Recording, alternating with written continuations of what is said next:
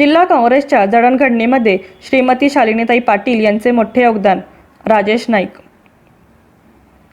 सांगली जिल्हा काँग्रेस पक्षाच्या वतीने जिल्ह्याच्या नेत्या स्वर्गीय श्रीमती शालिनीताई पाटील यांना श्रद्धांजली वाहण्यासाठी काँग्रेस भवन सांगली येथे शोकसभा आयोजित करण्यात आले होते. यावेळी श्रीमती शालिनीताई पाटील यांच्या प्रतिमेस शहर जिल्हा काँग्रेसचे अध्यक्ष राजेश नाईक व काँग्रेस पक्षाचे प्रवक्ते माजी नगरसेवक करीमभाई मेस्त्री यांच्या हस्ते पुष्पहार अर्पण करण्यात आले व सर्वांनी उभे राहून त्यांना श्रद्धांजली वाहण्यात आली. यावेळी बोलताना शहर जिल्हा अध्यक्ष राजेश नाईक यांनी सांगली जिल्ह्यामध्ये स्वर्गीय वसंतराव दादा पाटील यांच्या कार्यामध्ये श्रीमती शालिनीताई पाटील यांनी दिलेल्या साथीमुळे काँग्रेस पक्ष बळकट झाला. त्यांनी महाराष्ट्र राज्याच्या मंत्रिपदावर असताना व खासदार असताना केलेले काम हे भरीव स्वरूपाचे होते.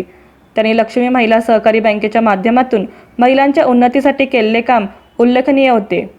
यावेळी काँग्रेस पक्षाचे प्रवक्ते करीमभाई मेस्त्री यांनी बोलताना श्रीमती शालिनीताई पाटील यांनी काँग्रेस पक्षामध्ये केलेले काम अत्यंत उल्लेखनीय असून त्यांनी आपल्या संघटन कौशल्याचा उत्तम रीतीने वापर करून काँग्रेस पक्ष वाढीसाठी प्रयत्न केले होते.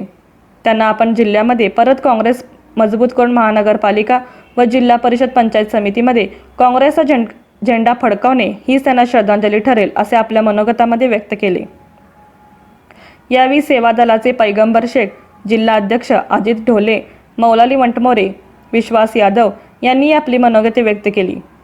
यावेळी विठ्ठलराव काळे, सुनील भिसे, शेवंता वाघमारे, ॲडव्होकेट सुनील चव्हाण, जिल्हा सचिव सचिन चव्हाण, जिल्हा सरचिटणीस सतीश पाटील, सौ प्रतीक्षा काळे, मीना शिंदे, शमशाद नाईकवडी, अर्जुन सुतार, युनुस जमादार, नामदेव पठाडे, सुरेश गायकवाड, सिद्धरा या गणाचार्य, हनुमंत